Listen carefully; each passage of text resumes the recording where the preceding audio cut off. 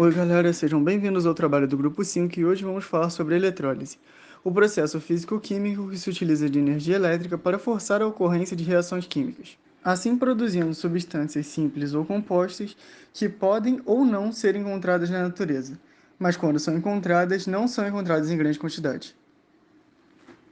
Ou seja, sim, a gente vai usar a eletricidade para forçar uma reação química.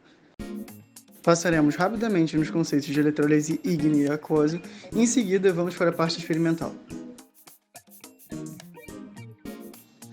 A eletrólise em meio aquoso é a reação de oxidação e redução de íons dissolvidos em água, e para isso é necessário um sal inorgânico, uma substância iônica, para provocar sua dissociação, liberando um cátion e um ânion, o que faz com que se diferencie da eletrólise ígnea, já que na ígnea essa substância iônica é utilizada já no estado líquido. Além de que, na eletrólise aquosa, há também os íons da água, o cátion H+, e o ânion H-. Logo, no recipiente em que ocorrerá o experimento, haverá 2 cátions e 2 ânions. Um será da dissociação do sal e o outro da própria ionização da água. Dessa forma, é necessário saber qual cátion vai para o cátodo e qual ânion vai para o anodo, já que possuem 2 de cada. E para isso, se pode utilizar um indicador de pH para saber se no recipiente está mais ácido ou mais básico. O que também se difere da eletrólise ígnea, já que nessa eletrólise possui apenas um cátion que vai para o cátodo e um ânion que vai para o anodo. E vamos ao primeiro experimento. Para a realização desse experimento serão necessários alguns materiais. Uma fonte de tensão podem ser pilhas ou baterias, 2 fios de 0,75 mm², no caso serão utilizados um preto e um vermelho, 2 bastões de grafite retirados de um lápis, 2 pedaços de fio de cobre sem isolamento, ambos os itens anteriores serão utilizados como eletrodos, um copo, que no caso será um copo de requeijão, e cloreto de sódio. O primeiro passo é preparar a solução, dissolvendo o cloreto de sódio em água filtrada. O copo deve ser cheio quase por completo e o sal de cozinha deve ser dissolvido dentro dele. Conecta-se os fios de cobre ao arranjo de pilhas ou bateria que foi formado, fazendo a ligação do cátodo e do ânodo.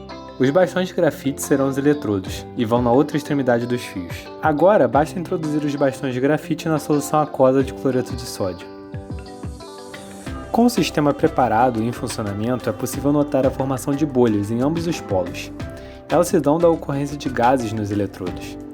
Com o indicador ácido-base, por exemplo, tal como a fenolftaleína, seria possível notar que ela se tornaria rosa, indicando que teríamos assim um meio básico. Algumas substâncias possuem a mesma propriedade. Exemplo delas são o repolho roxo e a beterraba. No caso, no nosso exemplo, nós utilizamos suco de beterraba. O suco de beterraba, no meio ácido, ele toma uma cor vermelha, bem vermelha mesmo. Em meios básicos varia um pouco, indo de um rosa claro até um rosa mais escuro e as cores verdes e amarelo.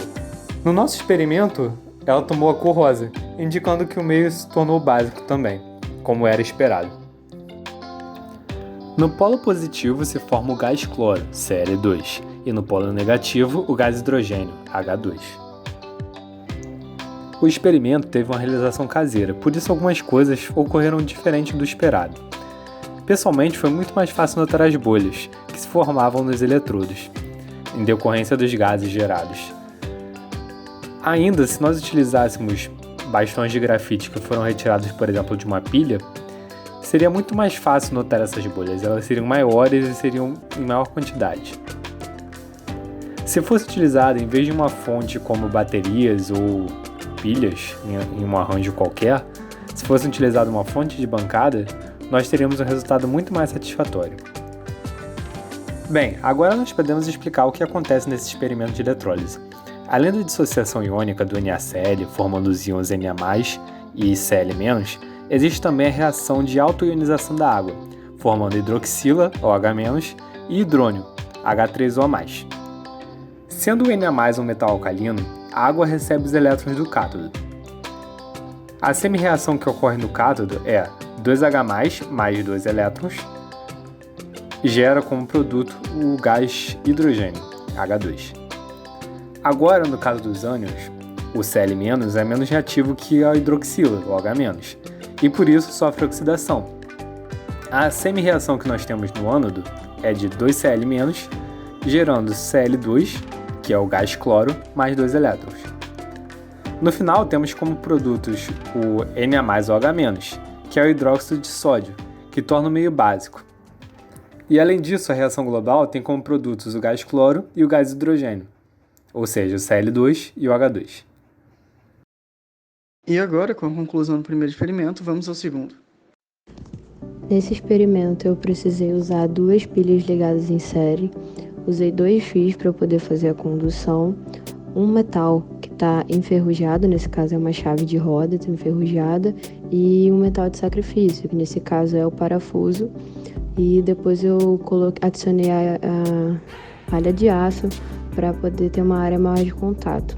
A solução eu adicionei cloreto de sódio, que é o sal de cozinha, porque a água não é um bom condutor de eletricidade, então eu precisei adicionar o sal para poder fazer possível a troca iônica nessa solução. Como a ferrugem é óxido de ferro, é o ferro que reagiu com o oxigênio, para que essa ferrugem saia, ela precisa receber elétrons para poder se dissociar do oxigênio. Então ela vai ser o cátodo da nossa reação. Por isso eu conectei o polo negativo no metal que tem a ferrugem, porque ele vai receber os elétrons, enquanto o polo positivo vai ser justamente o metal de sacrifício, porque ele vai doar esses elétrons. No polo negativo, então, no caso vai acontecer a redução, por isso vai formar o gás de hidrogênio, que são essas bolinhas que vão ser perceptíveis na reação, enquanto no ânodo vai ocorrer a oxidação, por isso que o metal de sacrifício vai absorver essa ferrugem. Nessa solução de água com cloreto de sódio, nós vamos ter então os íons de hidrogênio, né, o H+, a hidroxila H-, o Na+, e o Cl- também. E o que acontece? O hidrogênio ele vai ser atraído para o polo negativo, formando o gás de hidrogênio, que são as bolhas que a gente consegue ver aqui no vídeo. E aí vai se ligar com o oxigênio que está saindo justamente da ferrugem, sendo liberada pela ferrugem, e vai formar água. Enquanto o sal, ele faz com que no polo negativo seja liberado o cloro, que é um gás tóxico. Por isso você tem que fazer esse experimento em uma área aberta.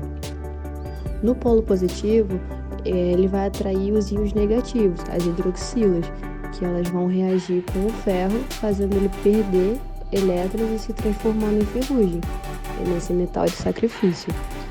Acontece que como eu estou fazendo essa reação com o cloreto de sódio, vai formar um pouco de soda cáustica, por isso eu tenho que tomar cuidado quando for tirar esse material. A reação ela durou por volta de 20 horas.